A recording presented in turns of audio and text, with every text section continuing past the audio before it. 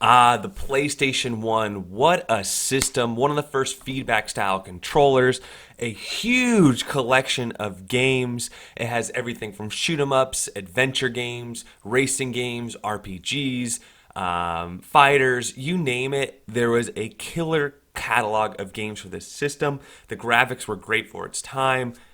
Overall, a lovely, lovely thing. And RetroPie, Raspberry Pi 3, plays these games just fine. Actually, it plays them great. So emulation is really cheap and well done through the Raspberry Pi. And so MadlittlePixel created a PlayStation image in the past. He's done a V1, a V2. Those are both 128 gigabyte images, and they only had about 250 games-ish. And now we have the first 256 gigabyte, so it'll fit on those 256 gigabyte micro SD cards, which are dropping in price, and he's stuffed 500 games on this thing. So without further ado, let's jump into it. On first boot, you will be put into Emulation Station. You can go ahead and configure your controller. You could do a PlayStation 3 style controller. I might recommend the G3S by GameSir, or you could do an Xbox style controller, or just use your PS3 or PS4 controller on this. Here's what you got in RetroPie setup. This is running a Motion Blue version 6 base, and you're going to want to switch to a track mode eventually in this video, but I'm going to show you what Emulation Station looks like. Once you set your controls and maybe change your volume, you're probably going to want to go into a track mode, but you could totally use this Emulation Station as I'm showing you now. One of the nice perks about that is you do get the search function, but none of the collections are set up here. It's just a really basic, but you could do a lot of customization. It's just this is what you start out with. So for sure, you can build it off of Emulation Station, but what's set up for you here is the track mode, as is in the previous versions of this build. The file size itself, if you're wondering if it's going to fit on your SD card or not, it's 216 gigabytes, and as far as bytes, it's going to be 232,358,818,000 bytes. Okay, make sure you do buy a name brand SD card. For 256s, really the only two big contenders are the Samsung and the SanDisk. Samsung, you can go with the Evo Select or Evo Pro, both are. So here we are in a track mode. I'm just showing you the three different menu items. You have options, shoot 'em ups, and PlayStation games. Here in the options, you'll see, because it's a Motion Blue based image, you get all your scripts and things pre-installed.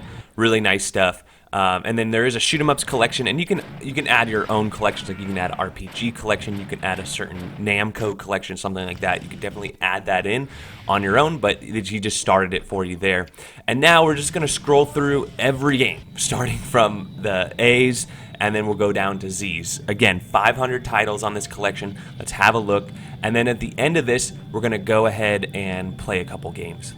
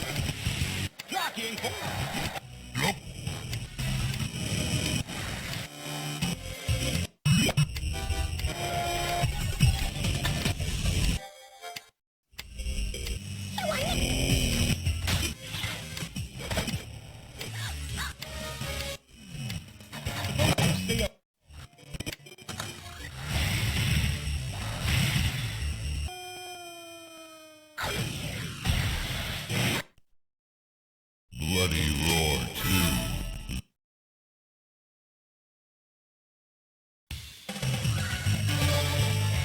You go the wolf. You go the wolf.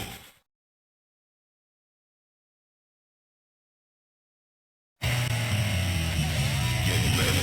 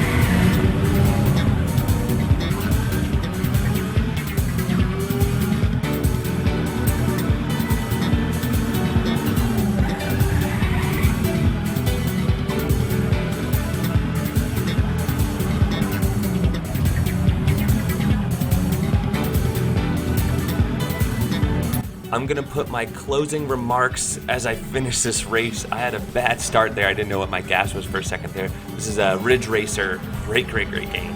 So as I mentioned in the beginning of the video, love PlayStation, love the huge catalog of games. This image would potentially keep you busy for years if you were to try to get through every game, especially when you're talking like the Final Fantasy series and some of these other RPGs that can take a lot of time to beat, but they're a total riot to play, a lot of fun. So the image itself, I'm loving it. I really like it. If I was to do it differently, I might have just put it on a base RetroPie on the latest build, because there's been some Wi-Fi issues with this particular version, but the Ethernet does work just fine. I did test the Ethernet, so that should work. The other thing is you really don't need the Wi-Fi. It should just, everything should be running. You shouldn't really need to download anything. But with all that said, what's so great about it is pretty much the ultimate PlayStation image as far as this point. There's every game I can think of, like, all the Crash Bandicoots, all the Tony Hawks, all the Drives, all the Tomb Raiders. It's got, when there's a series of games and the series was great, even if some of the series were not that great, some of the sequels, they're still on here. And I know a lot of you, there's some fan favorites, there's some cult classics.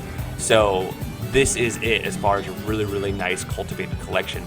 Now, as I mentioned, there's over 1,000 titles for PlayStation, but you're going to have to be good with these 500. Being on a micro SD card, it's super fast to get this all up and running, as well as super fast as far as in your menus and things like that. So it really is optimized. All the artwork is there. I like that he made the theme, customized it, made it his own. The attract mode is really well set up. So there was a ton of work in here. Really, really good grade on this, A for sure. And it's a definitely something that you should have in your collection. With all that said, that's what I think. Let me know what you guys think. Don't forget to like and subscribe, and we'll catch you on the next one.